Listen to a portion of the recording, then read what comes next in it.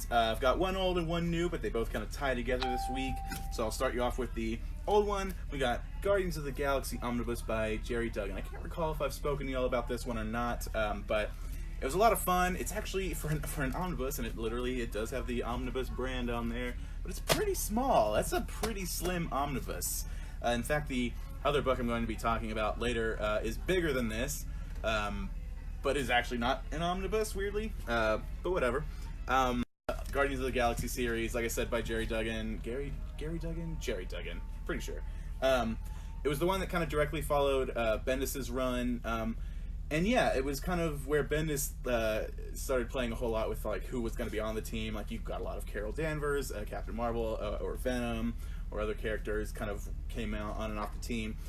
This one kind of recenters it back to the core members themselves. So you do have Star-Lord, Drax, Gamora, Rocket, and Groot. But even then, the changes that Duggan makes are with the characters themselves rather than the team as a whole. So yeah, you get a Drax who's newly a pacifist. And typically we know Drax as being a warrior ready for a fight, but this time he's trying something else. He's found a reason to not do violence. Gamora's acting very sort of tense and mysterious. She's probably been somewhere, done something. Oh my! That's how you know it's October's a coming, because creepy faces like that. That would have creepy, grotesque, mangled faces peering out from around the corner. That was scarier than the It movie. Yes, it was scarier than the It Chapter 2. It 1 was good. It 1 was amazing. It 2 was sad. Yeah. Where were we? Oh, yes. And then you get one of the biggest things about this is it's all about it's about Baby Groot, or at least Groot is in the form of Baby Groot, which kind of lets you know that this series kind of premiered not long after films like Guardians Volume 2 and Thor Ragnarok, because as one of their main sort of antagonists or people they encounter is the Grandmaster for him, and that kind of sends them on this big, long kind of cosmic journey. You also get a lot of cool stuff. You get a war between the Fraternity of Raptors, if you remember them sort of from the Annihilation era stuff, as well as the brand new resurrected Nova Corps. It's interesting, you kind of get to see this sort of rebutting Nova Corps, them trying to get the faction back on track, and sort of police the galaxy once again, and the Guardians are kind of caught in the middle. You also get a lot of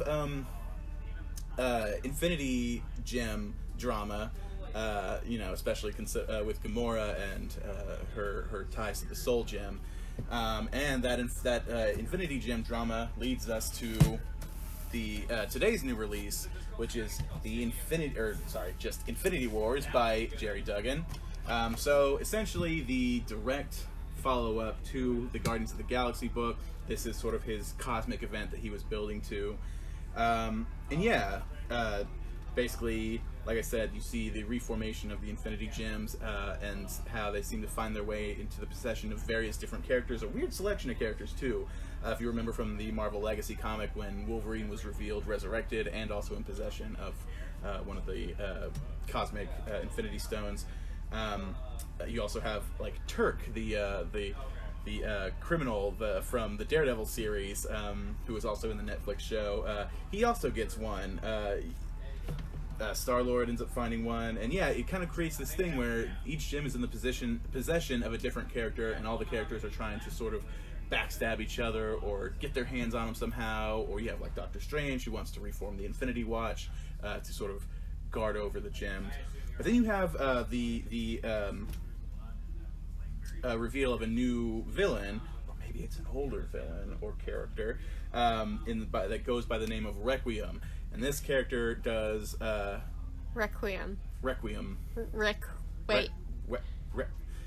character's name is Requiem. No, you're saying it like with a W. Requiem? It's Wait, is it a W in there? No, it's a Q-U-M. R-E-Q. You're pronouncing it like there's a W. How would you say it? Requiem. There's no R. There's one R in the beginning. Requiem. Oh my god. Anyways. Anywho, this is what we talk about, the important stuff. That's how you say it. I just is the villain there, and they make a strong entrance by essentially killing Thanos at the beginning of this story. sort of chumping out the biggest characters, how you sort of sell your new villain. They did it in things like Jurassic Park 3 when the Spinosaurus kills the T-Rex, blah. And Wait, what? and then or like in Grand Theft Auto 5 when you have Trevor kill the biker gang leader from GTA 4 game. Anyways, so yeah, basically they kind of use that trick to sort of show you just how bad and dangerous Requiem is. And yeah, Requiem has a plan to get all the stones and sort of remake the universe. Sort of if you saw the Infinity Warps comics, those come from this storyline. It's a lot of fun. Like I said, if you know me, of course I'm talking about Marvel cosmic stories. That's my jam. That's what I love. That and X-Men and Captain America and Spider-Man and Batman. And anyways, this is just a lot of fun. Jerry Duggan, while a short-lived series, did create a really kind of fun space romp. There's a really wonderful single issue as part of the Guardians of the Galaxy proper series, where it's just about Star-Lord, and his cassette tapes are falling apart. They're old, they're worn out, and he has to make new ones. So what he does is he flies out into space and finds the actual radio signals that were projected out decades and decades ago of the premieres of those songs, finds those radio signals that are just out there traveling through space and records them off of the signal in space. Really fun stuff, really kind of a neat Star-Lord issue. Just to get into the contents of the book, with the Guardians of the Galaxy volume, you get all new Guardians of the Galaxy issues 1 through 12, as well as Guardians of the Galaxy 146 through 150. That's when they just did their sort of renumbering thing mid-series. As well as the free comic book day issue from 2017, or material from it. And then that moves directly into Infinity Wars, which includes Infinity Countdown Prime, which was like their kickoff issue, Infinity Countdown 1 through 5, which for a prelude series was actually pretty fun. That's when a lot of the characters are sort of trying to get the gems away from each other, and it feels a lot kind of reminiscent of Annihilation era sort of stuff. And then you also get Infinity Countdown Adam Warlock one-shot. Adam Warlock recently resurrected as part of plays a big part in this story, as well as Infinity Wars Prime, Infinity Wars 1 through 6, the actual chunk of the series itself, Infinity Wars Fallen Guardian, and Infinity Wars Infinity.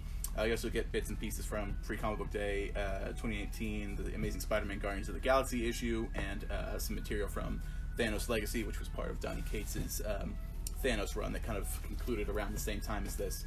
Yeah, a lot of fun. The Guardians Omnibus sits at $75 cover price, which should explain why it's so tiny. And then the Infinity Wars hardcover, again, not technically an omnibus, but it contains everything you need. And it's the same about dimension, size. That one sits at about $50. We do 10% off all of our graphic novels, but we'll go ahead and do that extra 5% this week on Jerry Duggan's Infinity Wars hardback complete collection. As always, we always have wonderful events going on. We just got, after the Labor Day weekend sale, we had a bit of a hiatus, but right now we've got Guzu Gallery's new art show coming out, the History of Horror art show. Is going to focus a lot on like classic horror monsters and things like that. It's going to have a lot of great pieces from like local artists and stuff. Let's see, we start that September 27th, Friday. We close the store at 7 and reopen Guzu at 7. That goes from 7 to 10. That's pretty much our premiere of all the pieces. We usually have music and drinks. It's a lot of fun. Come check them out. Kind of get you in that Halloween spirit. I know I'm excited to see what we've got there.